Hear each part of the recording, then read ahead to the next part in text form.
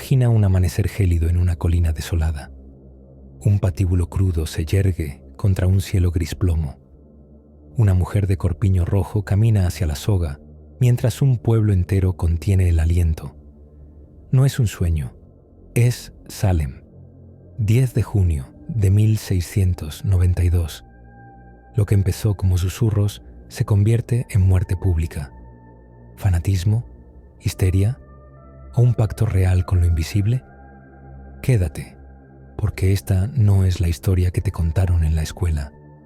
Esta es la tormenta perfecta que casi destruye una colonia entera. En las profundidades de un invierno crudo que azotaba la colonia de la bahía de Massachusetts, Salem Village se erigía como un enclave olvidado, un puñado de granjas dispersas donde el suelo rocoso exigía sudor constante y las cosechas apenas alcanzaban para sobrevivir. Los habitantes, descendientes de puritanos que habían cruzado el Atlántico en busca de una ciudad sobre la colina, vivían atados a un ciclo implacable de siembra, oración y temor al juicio divino. Pero debajo de esa fachada de piedad corrían venas de resentimiento que nadie osaba mencionar en voz alta.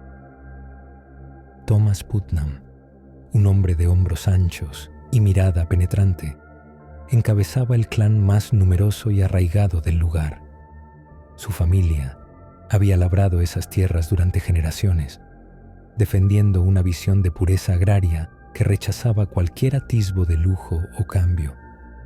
Thomas veía en cada barco que partía de Salem Town una amenaza a su mundo, un recordatorio de que el dinero fácil corrompía el alma. Sus aliados, campesinos como él, compartían esa desconfianza visceral hacia el progreso. A kilómetros de distancia, en el bullicioso puerto de Salem Town, los Porter construían su imperio. Nathaniel Porter, astuto y ambicioso, poseía molinos que trituraban grano día y noche, y sus barcos regresaban cargados de ron, azúcar y telas exóticas. Su riqueza no era solo oro, era influencia. Controlaban el consejo local y dictaban impuestos que los aldeanos de Village sentían como cadenas. Para los Porter, los separatistas de Village no eran más que obstáculos en el camino del inevitable avance. La chispa que encendió décadas de odio tuvo lugar en 1672, cuando una represa construida por los Porter desvió un arroyo vital. Las aguas inundaron los campos de los Putnam, arruinando cosechas enteras. Thomas demandó ante el tribunal, alegando que la ganancia comercial no justificaba la destrucción de vidas honestas. El juicio duró meses, con testigos que se contradecían y documentos que desaparecían misteriosamente. Al final, los Putnam perdieron, pero el rencor se plantó como una semilla venenosa.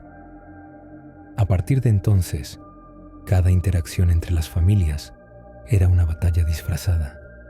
En las reuniones dominicales, los Putnam ocupaban los bancos del frente, susurrando sobre la avaricia de los Porter.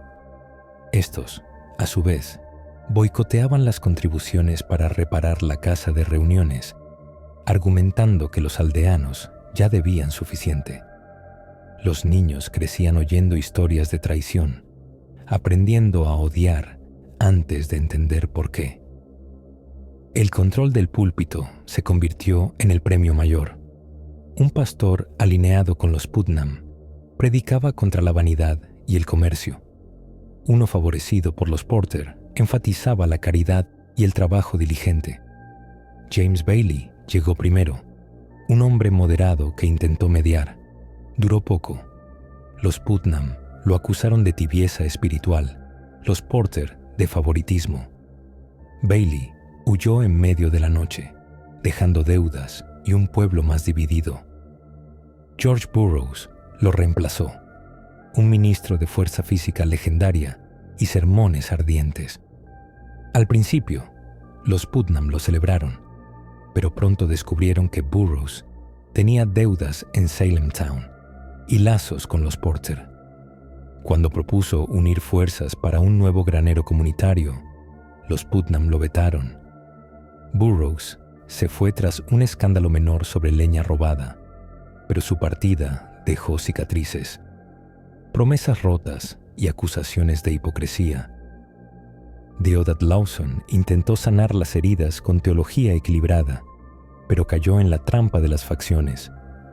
Invitó a mercaderes de Town a predicar, lo que enfureció a los Putnam. Una carta anónima circuló acusándolo de herejía. Lawson renunció, citando un espíritu de contención que ningún hombre puede apaciguar. El púlpito quedó vacío, y con él, la última esperanza de unidad. En 1689, Samuel Parris llegó como un viento frío del Caribe. Había fracasado como mercader en Barbados, perdiendo fortunas en plantaciones que nunca prosperaron.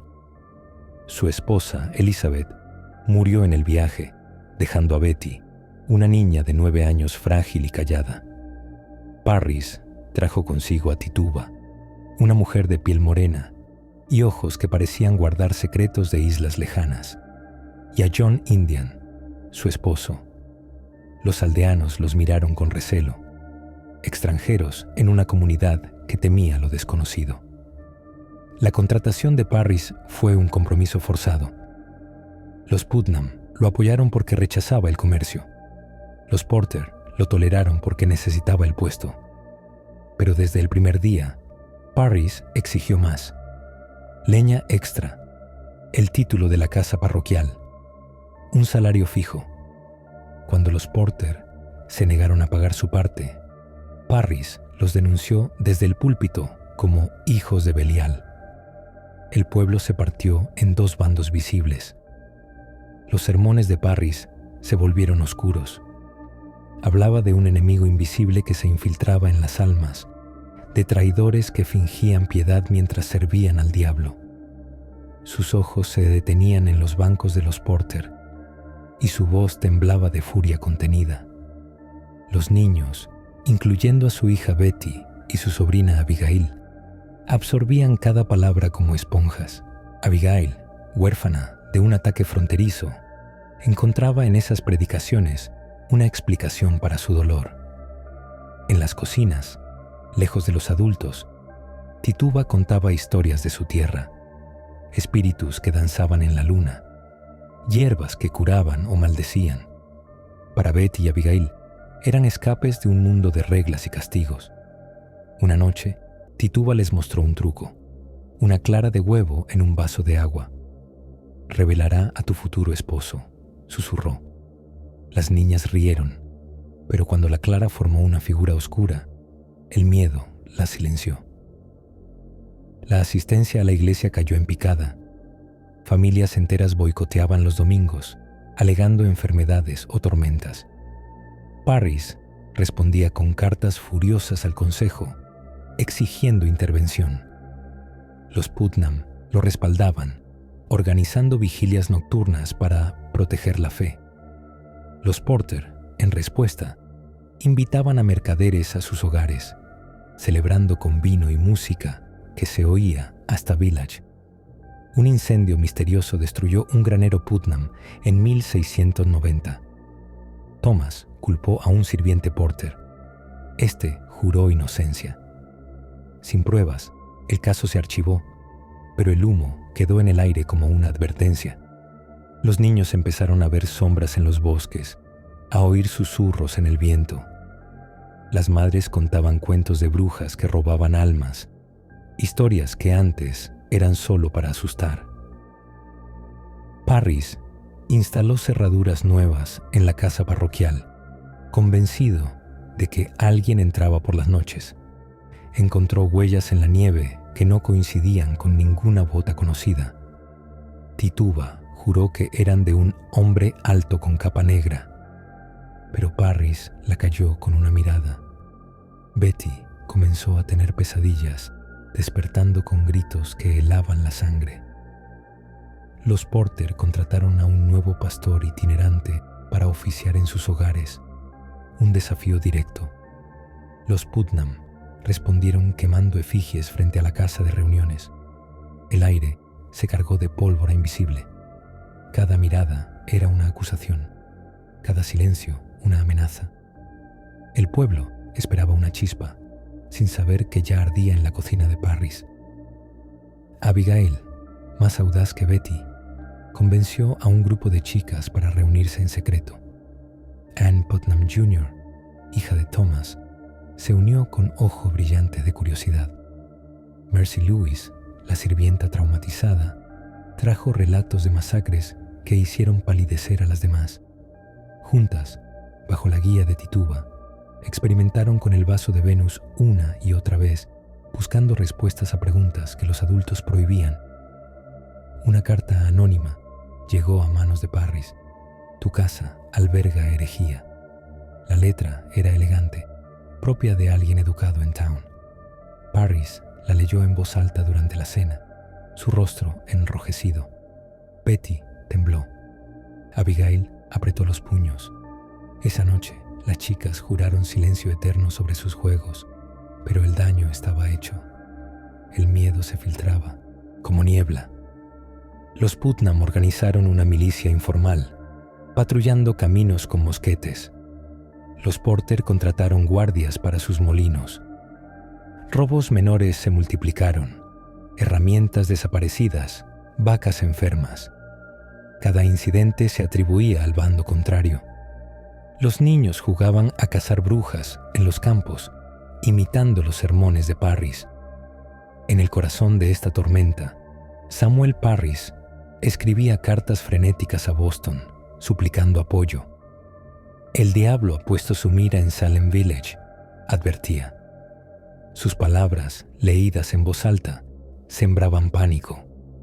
Los aldeanos empezaron a evitar la casa parroquial, temiendo que la maldición se pegara. Pero las chicas seguían reuniéndose, atraídas por el peligro como polillas a la llama. Una tormenta de nieve aisló el pueblo durante días, sin visitas, sin comercio, solo el viento aullando. En la casa de Parris, las velas parpadeaban mientras Tituba contaba una última historia. Un libro rojo donde los nombres se escribían con sangre. Betty se durmió llorando. Abigail sonrió en la oscuridad. El mapa de rencores estaba completo, esperando solo un nombre para encenderlo todo. En 1688, un trueno lejano retumbó en la frontera norte de Nueva Inglaterra. Los Wabanaki, guiados por franceses, descendieron sobre pueblos como Falmouth y York en oleadas de fuego y cuchillos. Casas se convirtieron en antorchas. Niños desaparecieron en la nieve manchada de rojo. Los supervivientes huyeron hacia el sur con solo lo que cargaban en las manos y un terror que no cabía en palabras. Algunos llegaron a Salem Village trayendo relatos que se repetían en las cocinas al atardecer. Cabezas clavadas en estacas, familias arrastradas al bosque para nunca volver. Mercy Lewis, una adolescente de ojos hundidos, había visto cómo un hacha partía el cráneo de su madre. Ahora dormía en la casa de los Putnam, donde cada crujido de la madera la hacía saltar. Los puritanos no veían una guerra humana, veían la mano de Satanás. En sus púlpitos, los ministros gritaban que los nativos eran instrumentos del diablo para castigar pecados coloniales. Cada derrota militar era un mensaje divino. Limpien su casa o perecerán. Los refugiados no solo traían historias, traían paranoia. Un vecino que antes saludaba con un buen día, ahora era mirado como posible espía. Las puertas se cerraban más temprano. Los rifles se cargaban al anochecer. En Salem Village, el miedo se filtraba como humo bajo las puertas. Dentro de la casa parroquial de Samuel Parris, el ambiente ya era un caldero hirviente. Betty Parris, de 9 años, pasaba las noches oyendo a su padre ensayar sermones sobre el fin del mundo. Abigail Williams, su prima de 11, había llegado huérfana tras un raid. dormía en un camastro junto a la chimenea, soñando con sombras que la perseguían. Tituba, la esclava caribeña, contaba historias de espíritus y amuletos para ahuyentar pesadillas. Las niñas, atrapadas entre la rigidez puritana y el exotismo prohibido, encontraron en la cocina un refugio secreto. Una noche de enero, con la nieve golpeando las ventanas, Abigail propuso un juego que había oído de boca de Tituba, el vaso de Venus. Vertieron agua en un cuenco, dejaron caer una clara de huevo. Las formas debían revelar el oficio de sus futuros maridos. Betty temblaba de emoción. Mercy observaba desde la puerta. La clara se retorció lentamente y formó un ataúd perfecto, flotando como un presagio. Abigail soltó un grito ahogado. El cuenco se volcó. El agua se derramó sobre el suelo de madera. Al día siguiente, Betty se despertó con fiebre. Gritaba que algo la arañaba desde dentro. Abigail cayó al suelo, convulsionando, hablando en lenguas que nadie entendía. Los vecinos llegaron corriendo. El doctor Griggs, tras palpar pulsos y examinar pupilas, dictaminó: no es natural, es el toque maligno. Parris, aterrorizado, vio confirmados sus peores sermones. Las niñas no estaban enfermas, estaban poseídas. Los síntomas se extendieron como un incendio. Mercy Lewis se unió al círculo, luego Mary Walcott y Elizabeth Hubbard. Todas describían lo mismo: una figura oscura que las pinchaba, las ahogaba, las obligaba a firmar un libro rojo. En la casa de los Putnam, Ann Putnam Jr., de 12 años, vio al espectro de una mujer alta que le susurraba al oído: «Únete a nosotras o muere». Las niñas se retorcían en el suelo, marcadas con moretones que aparecían como por arte de magia. Parris intentó oraciones, ayunos, salmos. Nada funcionaba. Los vecinos sugerían nombres: Sarah Good, la mendiga que maldecía; Sarah Osborne, la viuda que no pisaba la iglesia. Pero las niñas aún no señalaban. El pueblo contenía el aliento. Cada mirada era sospechosa, cada silencio una acusación. En las noches, las afligidas se reunían en la casa parroquial. Tituba les enseñaba a leer las formas del humo en la chimenea, a interpretar los sueños. Abigail, la más audaz, empezó a liderar. «Vi al hombre negro», susurró una vez. «Tiene un libro, quiere nuestras almas». Betty lloraba. Mercy se mecía en un rincón. El juego había dejado de ser un juego. El miedo se volvió contagioso. Una vaca murió de repente. Un niño tuvo fiebre. Todo se atribuía a las brujas invisibles. Los Putnam, con su rencor contra los Porter, veían en las niñas una oportunidad divina. Thomas Putnam anotaba cada visión, cada nombre susurrado. Su esposa Anne, hipocondríaca y vengativa, animaba a su hija Anne a recordar más. Una tarde, Abigail señaló un cuervo posado en la ventana. «Es su familiar», gritó. El pájaro voló. Las niñas cayeron en trance. Parris, desesperado, permitió que Mary Sibley preparara el pastel de bruja. Orina de las afligidas mezclada con centeno, dado a un perro. El animal aulló y murió. Las niñas, aterrorizadas, nombraron por fin a las culpables. El pueblo se paralizó. Las 3 mujeres eran las más vulnerables, pero también las más odiadas. Tituba, la extranjera; Good, la loca; Osborne, la hereje. Parris vio en ello la mano de Dios, o del diablo. Las niñas, antes víctimas, se convirtieron en profetas. Su poder crecía con cada grito. En las sombras de la casa parroquial, Abigail sonrió por primera vez en meses. Había encontrado una voz que nadie podía silenciar. Mercy, aún temblando, juró lealtad. Betty, exhausta, solo quería que parara, pero ya no había vuelta atrás. El terror había encontrado su rostro, y era el de sus vecinos. La frontera seguía ardiendo. Los refugiados seguían llegando, y en Salem Village, un juego de niñas había abierto una puerta que nadie sabía cerrar. El invierno de 1692 apenas comenzaba, pero el infierno ya ardía bajo la nieve. ¿Qué pasaría cuando las niñas señalaran a alguien intocable? El invierno de 1692 apretaba Salem Village con un frío que calaba hasta los huesos y un aburrimiento que roía el alma de las adolescentes encerradas en casas de madera oscura. En la cocina del reverendo Parris, donde el humo de la chimenea se mezclaba con el olor a pan quemado, un grupo de muchachas se reunía en secreto después de que los adultos se retiraran a rezar. Abigail Williams, con sus ojos vivaces y una rabia contenida por haber perdido a sus padres en la frontera, lideraba el círculo.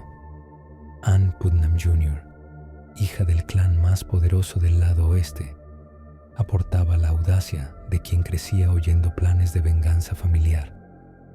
Betty Parris, la más pequeña, temblaba de emoción prohibida. Tituba, la esclava de piel morena y acento caribeño, era el centro magnético. Sus historias de espíritus y amuletos eran el único color en un mundo gris de salmos y castigo. Una noche, bajo la luz parpadeante de una vela de sebo, sacaron un vaso de agua cristalina. Tituba explicó el ritual susurrando: la clara de huevo bailará y mostrará al hombre que el destino os guarda. Cada chica rompió un huevo con manos nerviosas. La clara se hundió, luego ascendió formando figuras. Para la mayoría, siluetas vagas de barcos o arados. Pero cuando llegó el turno de una de las visitantes, la clara se retorció en una forma alargada y oscura, un ataúd flotando en el fondo del vaso. El silencio cayó como plomo. Betty soltó un grito ahogado. Abigail palideció, pero sus ojos brillaron con algo que no era miedo. Al día siguiente, los primeros síntomas aparecieron en Betty. Se retorcía en el suelo, ladraba como perro, se golpeaba la cabeza contra la pared. Abigail la imitó horas. Después, arañándose el cuello hasta sangrar. Los adultos corrieron al dormitorio. El reverendo Parris, con el rostro enrojecido por la ira y el terror, exigió explicaciones. Las niñas solo gritaban nombres invisibles y se contorsionaban. El médico local, William Griggs, examinó las marcas y dictaminó con voz grave: mano del maligno. La noticia corrió como pólvora por las granjas. Mary Sibley, una matrona de la iglesia con fama de conocer remedios antiguos, se presentó en la casa parroquial al atardecer. Llevaba un saco de centeno y un frasco vacío. «Hay una forma de descubrir al culpable», murmuró a la esposa de Parris. «Mezclad orina de las afligidas con la harina y hornead un pastel. Dadlo a un perro. La bruja sentirá el dolor y gritará su nombre». Elizabeth Parris, desesperada, asintió. John Indian, el otro esclavo, amasó la mezcla viscosa bajo la mirada ansiosa de las niñas. El perro callejero que vagaba por el patio devoró el pastel sin dudar. Nada ocurrió esa noche. El perro se alejó cojeando, pero ningún grito rasgó el aire. Sin embargo, el ritual había cruzado una línea invisible. Parris lo descubrió al amanecer, cuando olió el centeno quemado y vio el frasco vacío. Su furia fue bíblica. Golpeó la mesa con el puño, acusando a Sibley de invocar al diablo para combatirlo. El escándalo salió de la casa como humo negro. Vecinos se agolpaban en el patio, susurrando. Las niñas, ahora bajo presión constante de adultos que exigían nombres, comenzaron a balbucear en trance. La primera en romper el silencio fue Abigail. Con voz entrecortada, señaló hacia la nada. «La India. Tituba me aprieta el cuello». Betty, llorando, repitió el nombre.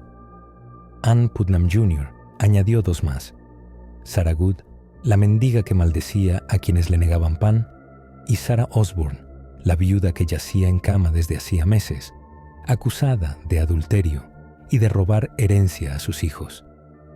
Los magistrados locales, alertados, enviaron alguaciles esa misma tarde.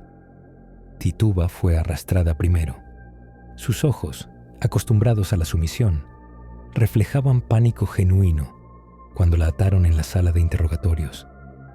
Sarah Good llegó escupiendo insultos, su vestido raído oliendo a miseria. Sarah Osborne, llevada en camilla por su debilidad, apenas podía alzar la cabeza.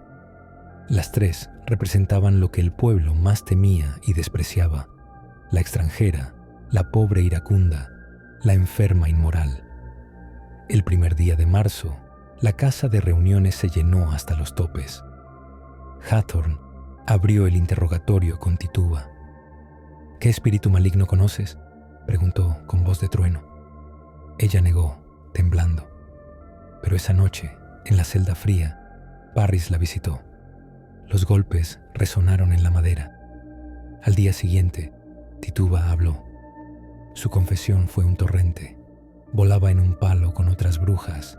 Tenía animales que chupaban su sangre. Vio un libro rojo con 9 firmas. Nombró a Good y Osborne como cómplices. La multitud jadeó. Ya no eran visiones de niñas histéricas. Una bruja confesaba. El pastel había fallado en identificar, pero había forzado la verdad a salir. O al menos, la verdad que todos necesitaban creer. Las semanas siguientes fueron un torbellino de rumores. Los Putnam, liderados por Thomas y su hermano John, organizaron vigilias nocturnas donde las niñas repetían sus visiones. Mercy Lewis, la refugiada de la frontera que servía en Casa Putnam, describía ataques de un hombre negro que la estrangulaba. Su trauma de guerra se fundía con las actuaciones, creando un eco perfecto de los sermones de Parris. Sarah Good, en su celda, maldecía a los carceleros. «Si me matáis, mi espíritu os perseguirá», gritó una vez. Los guardias palidecieron. Días después, uno cayó enfermo con fiebre inexplicable. El rumor corrió. La maldición funcionaba incluso desde la prisión. Sarah Osborne, demasiado débil para defenderse, murmuraba oraciones entre accesos de tos. Su crimen mayor no era brujería, sino haber desafiado el orden, casarse con un sirviente joven, desheredar a sus hijos, ausentarse de la iglesia. En un pueblo donde la enfermedad se veía como castigo divino, su cuerpo roto era prueba suficiente. Tituba, aislada, tejía su relato noche tras noche. Añadía detalles para sobrevivir: un lobo que la seguía, un pájaro amarillo que picoteaba su alma. Los magistrados tomaban notas febriles. Cada palabra era un clavo más en el ataúd de las otras dos. El toque maestro de Tituba fue describir al hombre alto de Boston. Vestía de negro, llevaba un libro encuadernado en rojo, obligaba a firmar con sangre.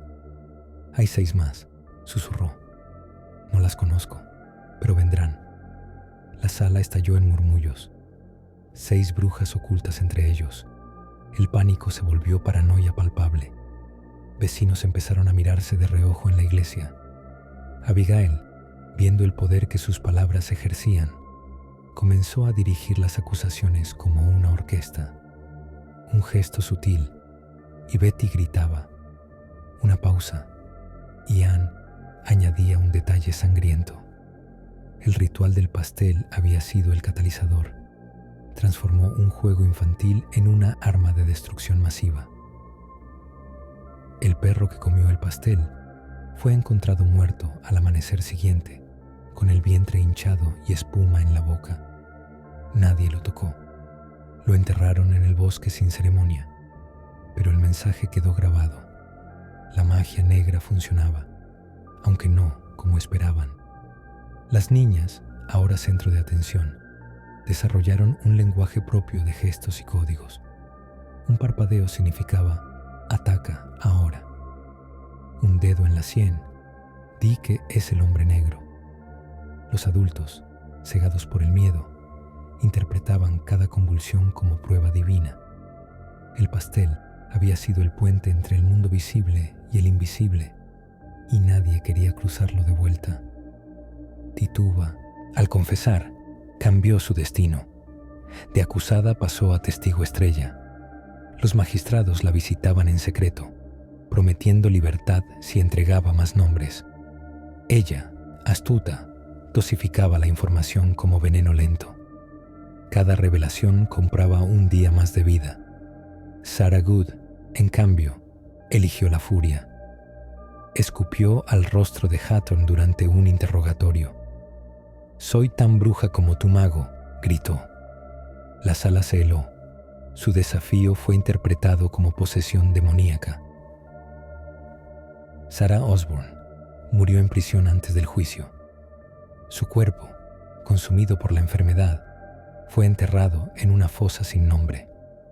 Su muerte fue la primera victoria silenciosa de las niñas, una acusada menos que defenderse. El ritual del pastel quedó como leyenda prohibida. Años después, las niñas adultas lo mencionarían en susurros, algunas con culpa, otras con una sonrisa torcida. Había sido el momento en que el juego se volvió real y el pueblo pagó el precio. Los interrogatorios públicos se convirtieron en un ritual macabro que atraía a cientos de curiosos desde las granjas cercanas y los muelles de Salem Town. Cada mañana, el aire olía a miedo y a madera húmeda del banco de los acusados. John Hatton presidía con una Biblia en una mano y un martillo de juez en la otra, su voz resonando como un trueno bíblico. Jonathan Corwin, más callado, anotaba cada gesto, cada susurro, convirtiendo la sala en un laboratorio de paranoia donde la verdad se moldeaba como arcilla. Las niñas afligidas, Abigail, Betty, Mercy Louise y las demás, ocupaban el banco delantero como un coro griego poseído. Vestían delantales limpios, pero sus ojos brillaban con una fiebre que ningún médico podía curar. Cuando un acusado entraba, el silencio se rompía. Un grito agudo, un cuerpo que se retorcía como si lo azotaran con látigos invisibles. La multitud jadeaba. Algunos caían de rodillas rezando. Otros apretaban puños contra los demonios que veían danzar en el aire. El primer truco maestro fue el test del toque. Una niña en pleno ataque era arrastrada hasta el acusado. El oficial tomaba la mano del prisionero, a menudo temblorosa, manchada de barro de la celda, y la presionaba contra la frente de la afligida. Milagro. El cuerpo se relajaba, los ojos se abrían, la respiración volvía. «El mal regresa a su fuente», gritaba Hathorne. Nadie notaba que las niñas practicaban el timing en la cocina de Parris, contando hasta 3 antes de despertar. Martha Corey llegó confiada, con su bonete blanco impecable y una sonrisa que desafiaba al diablo. Había dicho en voz alta que las niñas mentían, que todo era teatro. Error fatal. Apenas cruzó el umbral, Abigail se lanzó al suelo, arañándose el cuello hasta sangrar. «Me quema con hierros calientes», chilló. Mercy mostró su brazo, marcas frescas de dientes. ¿Coincidencia? Martha había mordido su propio labio segundos antes, nerviosa. La sala estalló en caos. Un hombre vomitó en la esquina. Hathorne no perdió tiempo. «¿Por qué envías tu espectro a morder a estas inocentes?» Martha respondió con calma. «Porque no tengo espectro, señor. Solo tengo hambre de justicia». El juez golpeó la mesa. «Mira cómo miente. Su misma boca la condena. Cada intento de defensa era una trampa. Si callaba, era arrogancia de bruja. Si hablaba, era artimaña diabólica. El público, hipnotizado, devoraba cada palabra como pan bendito. El caso de Rebecca Nurse fue el que casi rompe el hechizo. 71 años, encorvada por la artritis, pero con una voz que aún cantaba salmos en la iglesia. 39 vecinos, incluyendo al capitán de la milicia, firmaron una petición. Es imposible que esta mujer sea bruja. La presentaron con manos temblorosas. Hathorne la leyó en voz alta, pero su tono era burlón. ¿Firmas del diablo, tal vez? La sala rió nerviosamente. Durante su examen, las niñas superaron todos los récords. Cuando Rebecca levantó la mano para jurar inocencia, 4 afligidas cayeron al unísono, retorciéndose como serpientes. Una gritó: «Me clava alfileres en los ojos». Otra vomitó un clavo oxidado, plantado la noche anterior por Abigail en su propia boca. El clavo rodó por el suelo de madera, brillando bajo la luz de las velas. Un silencio sepulcral. Luego, el veredicto: culpable. Pero algo cambió esa tarde. Un granjero anciano, amigo de Rebecca, se levantó y gritó: «Esto es una farsa. Mi vaca murió después de que Sarah Good pasara, pero también después de que lloviera». La multitud murmuró. Hathorne lo expulsó, pero la semilla de duda estaba plantada. ¿Y si las niñas exageraban? ¿Y si el diablo no era el único mentiroso en esa sala? La intriga se espesó con los pactos espectrales. Las niñas describían reuniones nocturnas en los bosques. Un hombre alto de Boston, vestido de negro, presidía mientras brujas firmaban con sangre. «Vi a Rebecca Nurse bailar desnuda alrededor de un fuego», juró Mercy Lewis. Nadie preguntó cómo una anciana coja podía bailar. Nadie quiso saber. El miedo era más fuerte que la lógica. Un detalle macabro. Durante el examen de una viuda llamada Sarah Cloyce, hermana de Rebecca, las niñas afirmaron que su espectro las había llevado volando a un Sabbath en el río Ipswich. Describieron el olor a azufre, el sonido de tambores indígenas, el sabor de la sangre de un cordero sacrificado. La viuda palideció. «Eso es imposible. Estuve en cama con fiebre». Pero una niña sacó un mechón de cabello negro de su delantal. «Lo corté de tu cabeza mientras dormías». Era cabello de cabra, pero nadie lo verificó. Hathorne inventó una nueva prueba: obligar al acusado a recitar el Padre Nuestro al revés. «Si el diablo te posee, no podrás», decía. Un joven granjero, John Proctor, lo intentó. Tropezó en «Perdona nuestras deudas». La sala rugió. Proctor gritó: «Estoy nervioso, no poseído». Demasiado tarde. Su esposa, Elizabeth, embarazada, fue encadenada esa misma noche. Las niñas comenzaron a competir entre sí. Quien describiera el ataque más grotesco ganaba atención. Una afirmó que el espectro de Martha Corey le había arrancado el corazón y lo había cocinado en una sartén. Otra juró que Sarah Cloyce le había metido una serpiente viva por la garganta. Los dibujos de los espectros, hechos por un artista local, se vendían en el mercado como pan caliente. Un giro inesperado. Durante el examen de un niño de 5 años acusado por jugar con una marioneta, las niñas fallaron. El pequeño, aterrorizado, solo lloraba. Ningún ataque, ningún grito. Hathorne frunció el ceño. «El diablo lo protege», sentenció. Pero un murmullo recorrió la sala. ¿Y si el niño es inocente? La duda creció como hongo en la oscuridad. La sala se convirtió en un mercado de delaciones. Un hombre acusó a su cuñado por una deuda de 3 chelines. Una mujer señaló a su vecina por envidia de su huerto. Cada denuncia era una moneda de cambio para salvar el propio cuello. Hathorne anotaba todo, sus ojos brillando como si coleccionara almas. Al final de cada sesión, los prisioneros eran arrastrados de vuelta a la celda, un agujero húmedo donde compartían piojos y pesadillas. Algunos se volvían locos, hablando solos con espectros que solo ellos veían. Otros escribían cartas desesperadas a sus familias. «Diles que recen por mí, pero que no vengan. Aquí el aire está envenenado. La intriga alcanzó su punto álgido cuando una de las niñas, Mary Warren, rompió el pacto. Durante un examen, dudó. No estoy segura.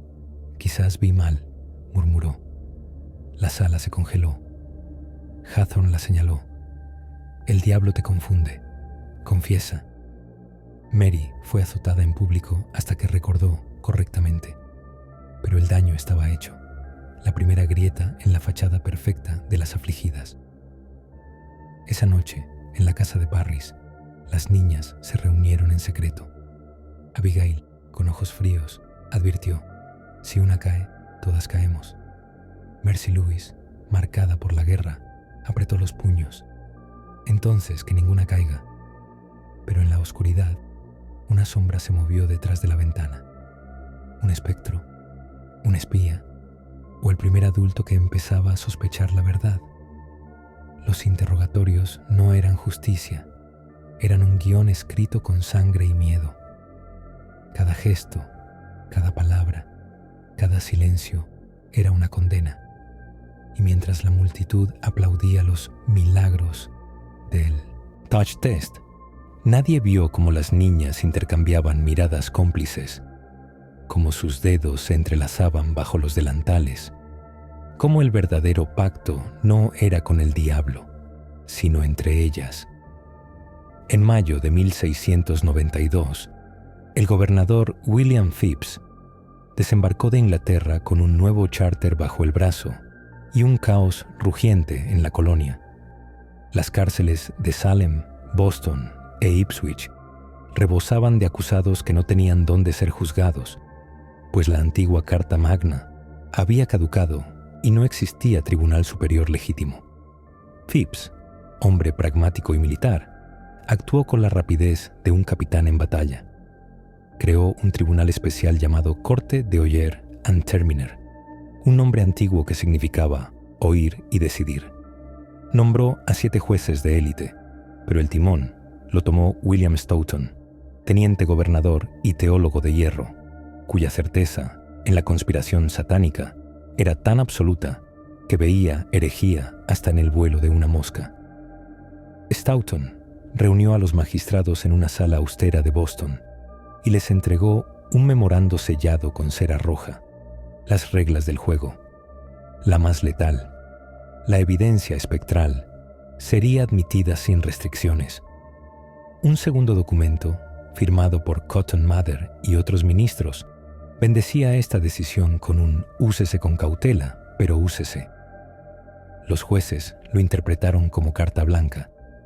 Samuel Sewall, mercader introspectivo que llevaba un diario meticuloso, anotó esa noche: Dios nos guíe, pues caminamos sobre abismo. Nadie imaginó que él mismo pediría perdón público años después.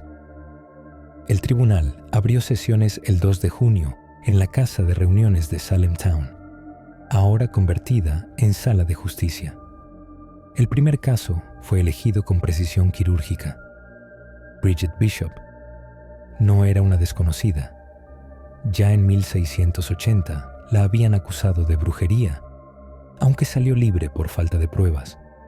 Vivía en Town, regentaba una taberna improvisada y vestía corpiños rojos que escandalizaban a las matronas. Los vecinos recordaban riñas por cercas, gallinas muertas y un cerdo que apareció destripado tras una discusión. En su antigua casa encontraron muñecos de trapo con alfileres clavados en el corazón. Los jueces los exhibieron como trofeos. Durante el juicio, las afligidas, Abigail, Mercy, Anne, se sentaron en un banco elevado. Cuando Bridget entró, cayó el telón del teatro macabro. Las niñas se retorcieron. Una se golpeó la cabeza contra el suelo. Otra sacó un alfiler ensangrentado del brazo, afirmando que el espectro de Bishop acababa de clavárselo. Bridget protestó con voz firme: «Soy inocente como el niño que no ha nacido». Hatton, actuando como fiscal, le espetó: «¿Por qué tu forma hiere a estas criaturas?». Ella respondió: «Porque mienten». El silencio que siguió fue tan denso que se oyó el crujido de la madera. Stoughton pidió al jurado deliberar. 30 minutos después, veredicto: culpable. Sentencia: muerte en la horca. Bridget no lloró, miró a la multitud y dijo: que Dios os perdone, porque yo no puedo. Sewell anotó en su diario: primer golpe dado, que sea el último. No lo fue. El 10 de junio, al amanecer, la llevaron a la colina. La soga crujió, el cuerpo se balanceó y un cuervo graznó sobre el patíbulo. La multitud se dispersó en silencio. Algunos juraron haber visto una sombra roja deslizarse entre los árboles. La corte no descansó. A finales de junio, 5 nuevos casos: Sarah Good, Sarah Wilds, Elizabeth Howe, Susanna Martin y Rebecca Nurse. Cada juicio duró menos de un día. Sarah Good, la mendiga, escupió al capellán Noyes: no soy bruja más que tu brujo, y si me quitas la vida, Dios te dará sangre para beber. Noyes palideció, pero Stoughton ordenó continuar. Rebecca Nurse, la anciana piadosa, fue el caso que casi rompe la máquina. El jurado inicial la declaró no culpable. Las afligidas gritaron tanto que Stoughton exigió reconsideración. Un detalle trivial: Rebecca no oyó bien una pregunta. Fue interpretado como desprecio. Veredicto invertido: culpable. El 19 de julio, 5 mujeres subieron al carro fúnebre. La procesión recorrió calles polvorientas mientras los vecinos cerraban ventanas. En la colina, Noyes presionó confesiones hasta el último segundo. Sarah Good repitió su maldición. Rebecca Nurse susurró: Señor, en tus manos encomiendo mi espíritu. Las trampas cayeron al unísono. 5 cuerpos se balancearon bajo el sol de julio. Un niño que observaba desde un árbol juró que vio 5 sombras negras elevarse y disolverse en el cielo. El tribunal ganó velocidad. En agosto, 6 condenas más. El caso que estremeció fue George Burroughs, exministro de Salem Village. Hombre de fuerza legendaria, se decía que cargaba barriles de sidra con una mano. Había huido años atrás tras disputas salariales. Las afligidas lo pintaron como el gran maestre de los sabbats, un hombre negro con cuernos que presidía banquetes de sangre. En el juicio, Cotton Mather asistió en persona. Burroughs defendió su inocencia con citas bíblicas. El 19 de agosto, Burroughs subió al patíbulo con cadenas.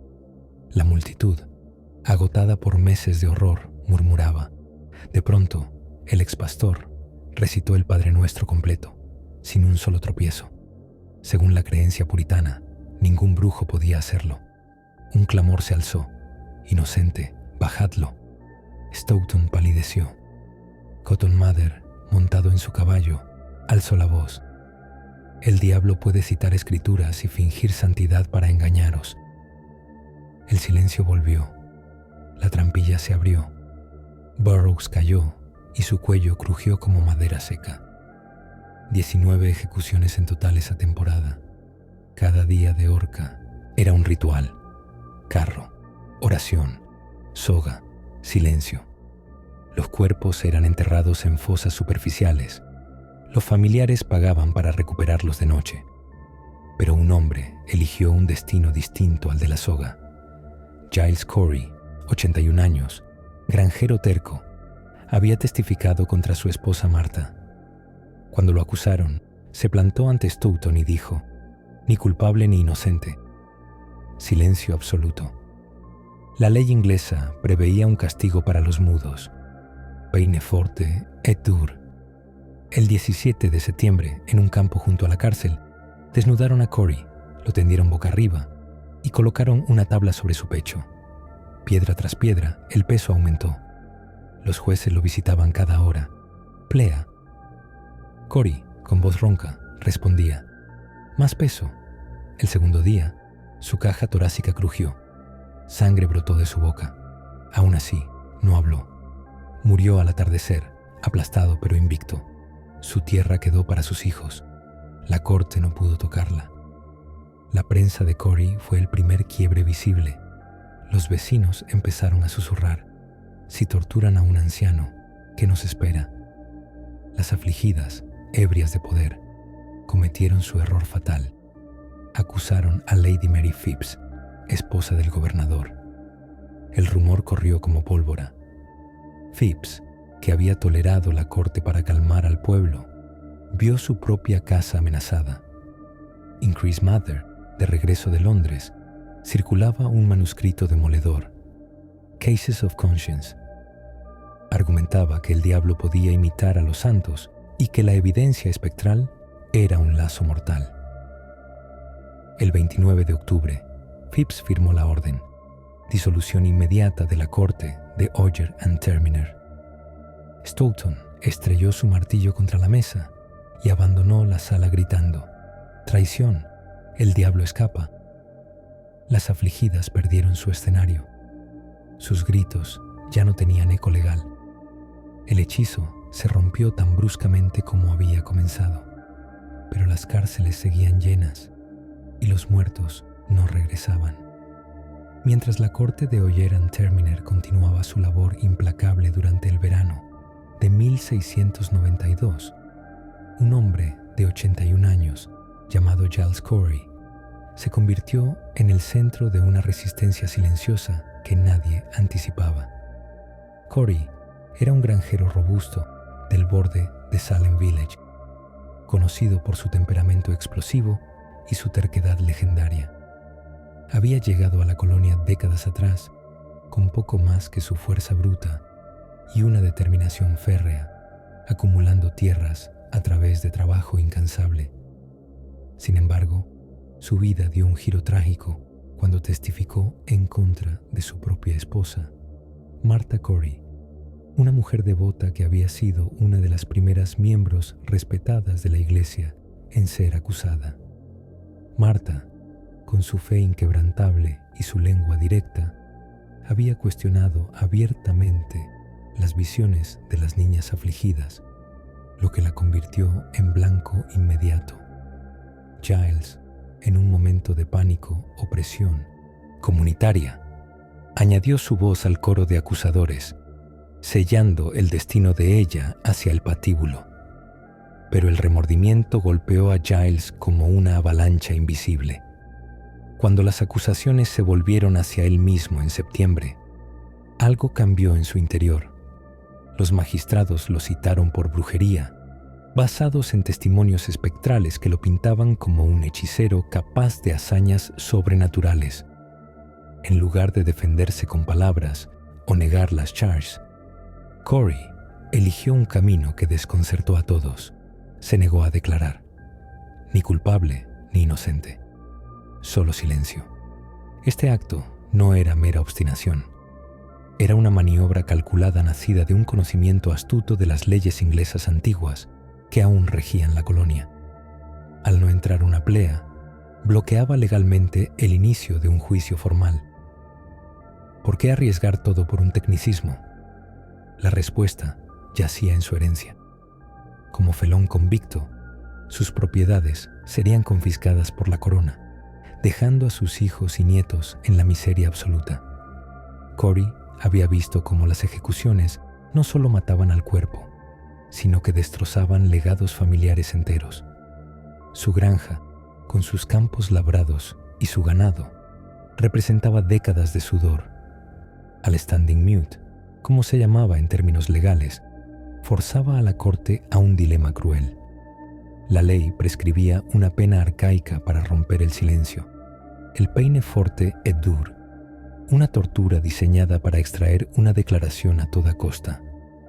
Nadie en la colonia esperaba que alguien la invocara voluntariamente en una era que se consideraba ilustrada. El 17 de septiembre, en un campo abierto cerca de la cárcel de Salem, el sheriff George Corwin, irónicamente pariente de uno de los magistrados, supervisó el horror. Despojaron a Corey de su ropa, lo tendieron boca arriba en el suelo duro, colocaron una tabla ancha sobre su pecho desnudo. Luego, piedra por piedra, comenzaron a apilar peso. La primera era un canto rodado del tamaño de una cabeza. La segunda, más pesada, presionó sus costillas. Cory, con el rostro enrojecido pero los ojos fijos en el cielo nublado, no emitió ni un gemido. Los espectadores, una mezcla de curiosos morbosos y vecinos horrorizados, murmuraban preguntas. ¿Cuánto aguantaría un hombre de su edad? ¿Confesaría antes de romperse? Al caer la tarde, el peso ya superaba lo que cualquier cuerpo humano debería soportar. Sus huesos crujían audiblemente, como ramas secas bajo botas. Los ministros presentes, incluyendo a Nicholas Noyes, se acercaban periódicamente para suplicar: «Entra una plea, Giles, y salva tu alma».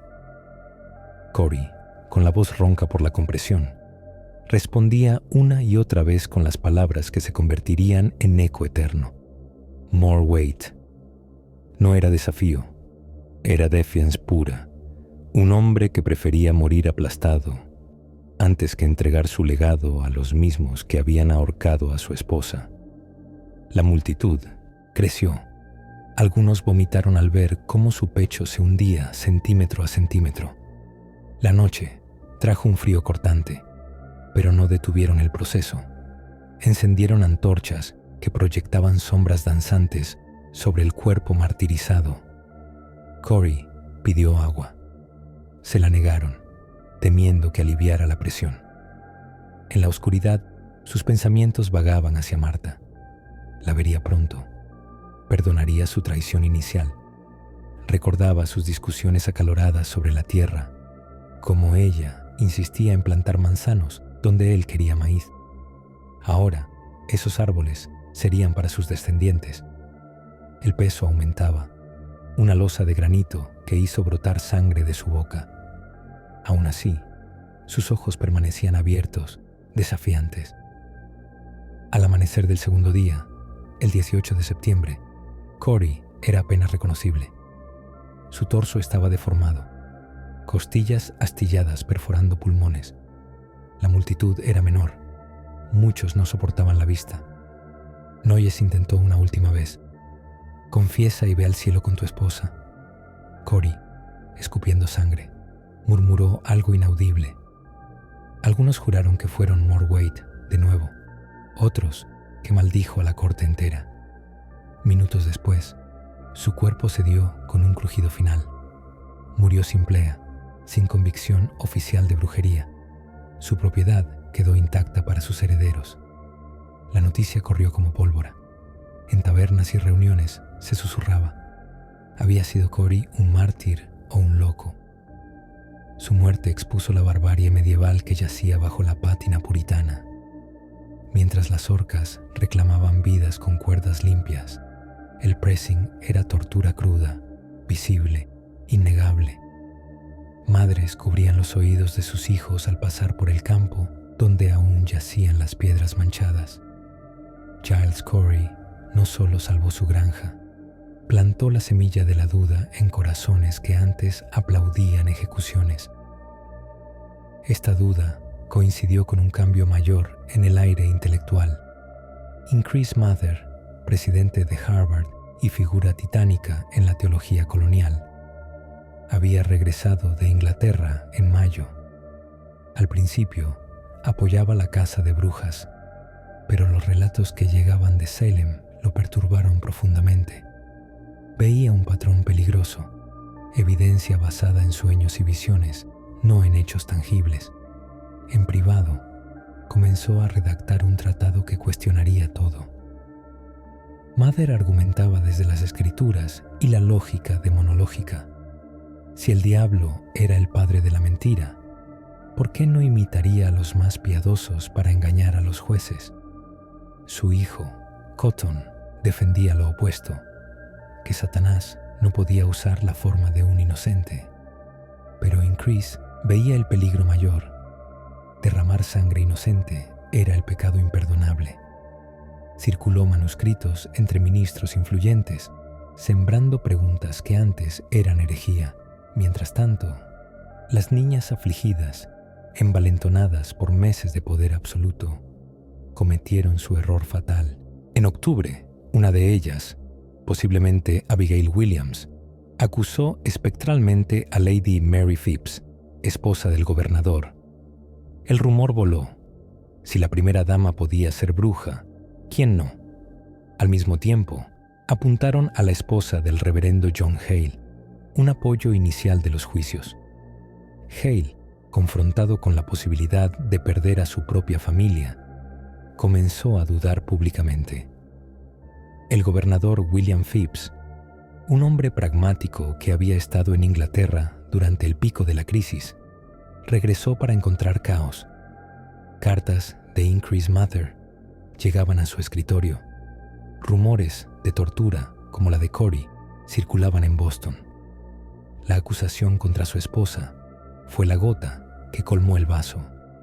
El 29 de octubre emitió una orden ejecutiva, prohibición inmediata de evidencia espectral y disolución de la corte de Oyer and Terminer.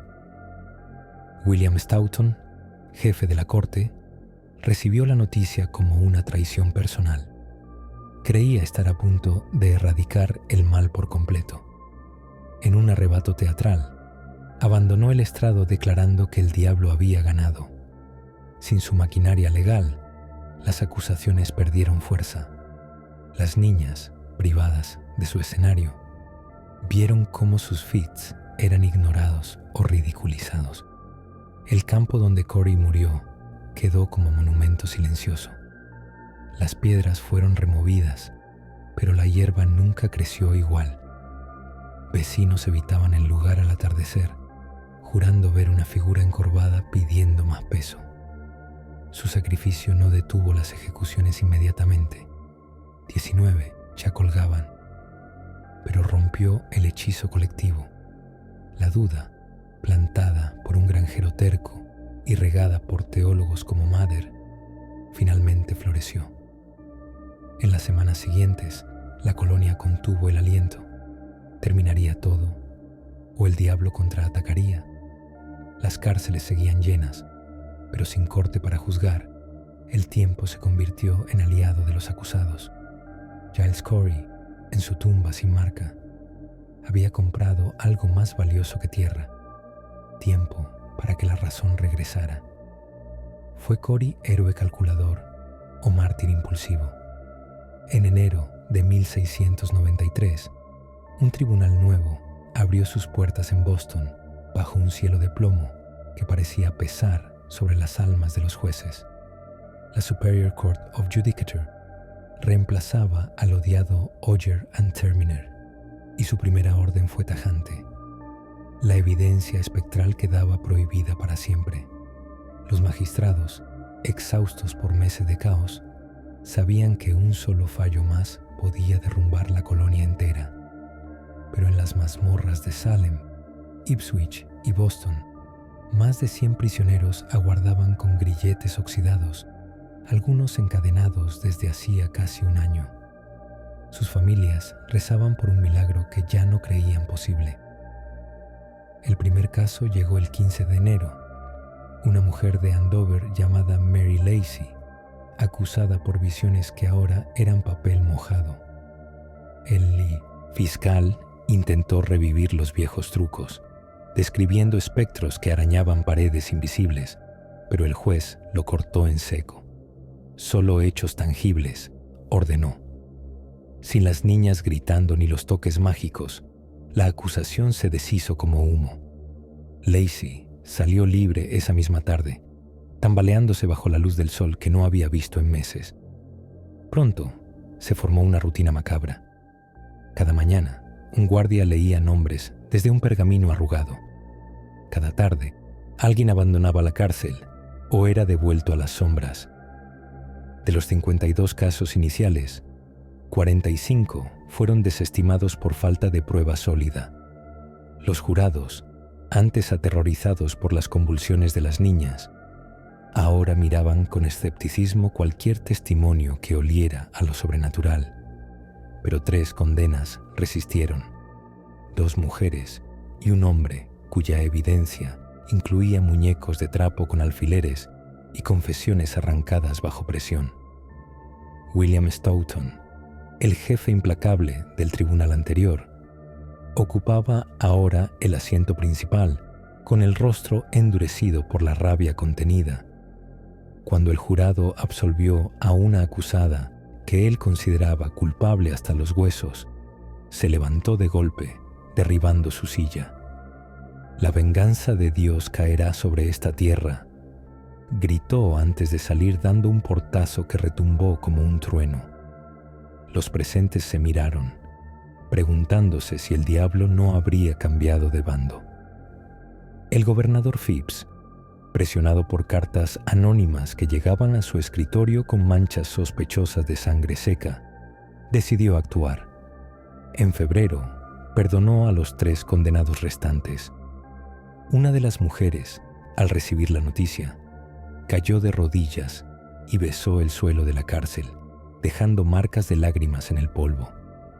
Pero la libertad tenía un precio que nadie mencionaba en los documentos oficiales: las tarifas de prisión. Los carceleros, astutos como cuervos, cobraban por cada día de encierro, cada grillete, cada mendrugo de pan mohoso. Una familia de Ipswich vendió su última vaca para sacar a su madre. Otra hipotecó la granja que había cultivado por 3 generaciones. Algunos prisioneros, ya libres de cargos, permanecieron encadenados meses más porque sus parientes no podían pagar ni un penique. Un hombre escribió en la pared de su celda: «Libre de brujería, esclavo de la deuda». En marzo, una niña de 12 años llamada Sarah Carrier fue liberada tras pagar su familia con la venta de su casa. Caminó descalza por las calles de Salem Village, donde los vecinos apartaban la mirada. Su madre, aún presa por deudas, le había cosido un vestido con retazos de su propio delantal. La niña lo llevaba como una bandera de vergüenza y supervivencia. Los antiguos acusadores enfrentaban su propio infierno. Abigail Williams, la sobrina de Parris, que había liderado las visiones, fue vista mendigando en Munchausen, las afueras de Boston. Alguien juró que murmuraba nombres de espectros en su sueño, pero nadie se atrevía a acercarse. Ann Putnam Jr., la voz más estridente del grupo, comenzó a sufrir convulsiones reales, no las actuaciones de antes. Los médicos hablaban de melancolía histérica, los vecinos de castigo divino. Samuel Sewall, el juez que había firmado tantas sentencias de muerte, empezó a tener pesadillas. Veía a Rebecca Nurse en su lecho de muerte, señalándolo con un dedo huesudo. En abril, durante un servicio dominical, se levantó temblando y confesó ante la congregación: «He derramado sangre inocente. Pido perdón a Dios y a los hombres». Su voz se quebró al mencionar el nombre de cada ejecutado. Algunos lloraron, otros salieron sin mirarlo. En mayo, Phips emitió el perdón general. Las puertas de las cárceles se abrieron de par en par, pero no hubo campanas ni celebraciones. Los liberados emergían como fantasmas, demacrados, con la piel marcada por grilletes, los ojos hundidos por recuerdos que no podían borrar. Un hombre encontró su granja incendiada, otro a su esposa muerta de fiebre en su ausencia. La economía de Salem Village colapsó como un castillo de naipes. Tierras abandonadas, ganado perdido, deudas impagables. Los Porter, antes prósperos, vendieron sus molinos a precio de ganga. Los Putnam, que habían alimentado las acusaciones, vieron cómo sus aliados los abandonaban uno a uno. Thomas Putnam intentó demandar al gobierno por compensación. Su caso fue desestimado con desprecio. Las niñas que habían sido el centro del universo ahora eran invisibles. Mercy Lewis, la huérfana de los raids fronterizos, desapareció una noche de luna nueva. Se rumoreaba que había huido a Rhode Island con un marinero, llevando consigo los secretos que nadie quería oír. Su partida dejó un vacío que nadie llenó. En junio, un grupo de viudas presentó una petición al gobierno. Querían que se borraran los nombres de sus maridos de los registros de brujería. La respuesta fue un silencio burocrático. Una de ellas, viuda de Giles Corey, clavó una cruz de madera en Gallows Hill con las palabras: «Aquí yace la verdad aplastada». La cruz duró una semana antes de que alguien la quemara. El reverendo Parris intentó predicar sobre el perdón divino, pero su congregación se había reducido a un puñado de fieles. En julio, durante un sermón, una piedra rompió una ventana y cayó a sus pies. Nadie reclamó responsabilidad, pero el mensaje era claro. Parris empacó sus cosas y se fue a una parroquia remota, llevando consigo a Tituba, que nunca habló públicamente de lo que realmente vio en aquella cocina. Para agosto, Salem Village era un pueblo fantasma en vida. Casas vacías, campos sin sembrar, niños que jugaban a ahorcar brujas con cuerdas de verdad. Una anciana fue encontrada muerta en su cabaña, con un papel en la mano que decía: «Me acusaron de volar. Ahora ni caminar puedo». En septiembre, un viajero anónimo dejó un libro en la puerta de la casa de reuniones. Era una copia manuscrita de las disculpas de Ann Putnam Jr., fechada en 1706. Alguien la leyó en voz alta una noche de tormenta. «Fui engañada por Satanás y engañé a otros», decía. La multitud escuchó en silencio, pero cuando terminó, quemaron el libro en la chimenea. El invierno de 1693 llegó temprano, con nevadas que cubrieron las tumbas sin nombre de Gallows Hill. Los sobrevivientes contaban historias junto al fuego, pero siempre bajando la voz al mencionar ciertos nombres. La brujería había terminado, decían, pero la desconfianza era un espectro que nadie podía tocar para hacerlo desaparecer.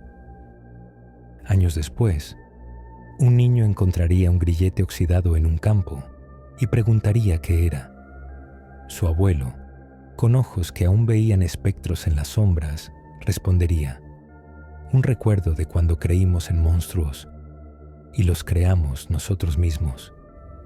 Los ecos de las sogas crujiendo en Gallows Hill aún resonaban en las noches de invierno, cuando los sobrevivientes comenzaron a cuestionar la realidad que habían construido.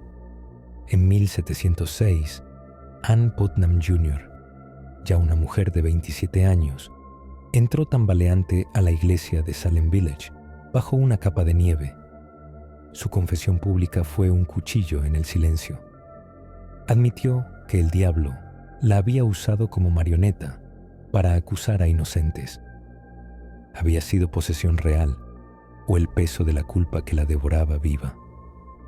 Los feligreses se miraron, recordando cómo sus propias voces habían gritado «bruja» años atrás. En Boston, Samuel Sewall, el juez que firmó sentencias de muerte, se arrodilló en 1711 ante la congregación. Lágrimas corrían por su rostro mientras leía una carta. «Pido perdón a Dios y a los hombres por la sangre derramada». Pero en privado, su diario revelaba pesadillas donde Rebecca Nurse lo señalaba desde la horca. ¿Era remordimiento genuino o el terror de que los espectros regresaran por venganza? Los Putnam, una vez titanes del pueblo, vieron su linaje desmoronarse. Thomas Putnam murió en 1699, dejando deudas y un testamento que nadie quería ejecutar. Sus descendientes huyeron a Connecticut, cambiando apellidos para borrar la mancha. Rumores susurraban que en las noches de luna llena, sombras de ahorcados rondaban su antigua granja. ¿Maldición familiar o solo el viento jugando trucos? Tituba, la chispa inicial, desapareció de los registros tras su confesión. Algunos decían que fue vendida al sur, otros que escapó a las islas. En 1720, un Marinero juró haberla visto en Barbados, contando historias a niños sobre un pueblo donde las niñas mandaban y los adultos obedecían ciegamente. Superviviente astuta o fantasma que nunca dejó Salem. La granja de Giles Corey, preservada por su sacrificio, se convirtió en leyenda. En 1730, un nuevo dueño encontró una piedra plana en el campo con marcas que parecían dedos humanos. Cada año, en el aniversario de su muerte, la piedra sangraba agua roja. Los niños del pueblo la evitaban, pero los curiosos acudían. Milagro macabro o truco de la luz. Increase Mather, el teólogo que detuvo la locura, murió en 1723 con un secreto. Su manuscrito original de Case of Conscience contenía un capítulo eliminado donde admitía haber dudado de su propio hijo Cotton. El texto perdido sugería que el diablo no necesitaba brujas reales cuando los hombres creaban sus propios demonios. Sabía más de lo que dijo. En 1750, un viajero inglés visitó Salem y escribió: «Aquí ejecutaron a 20 por brujería, pero nadie habla de ello. Las tumbas están sin nombre, las casas abandonadas». Encontró un libro rojo encuadernado en cuero humano en una subasta. Al abrirlo, las páginas estaban en blanco. ¿El libro del diablo o solo un recordatorio de lo que la memoria borra? Los descendientes de las víctimas recibieron compensación en 1711, 30 libras por familia, pero el dinero no compraba sueños tranquilos. Una nieta de Rebecca Nurse se ahorcó en 1760, dejando una nota: «Mi abuela me visita todas las noches. ¿Heredó la maldición o solo la carga de la injusticia?». Cotton Mather, el intelectual que legitimó la cacería, murió en 1728, defendiendo hasta el final que había brujas reales. Pero en sus últimos días, sus sermones cambiaron.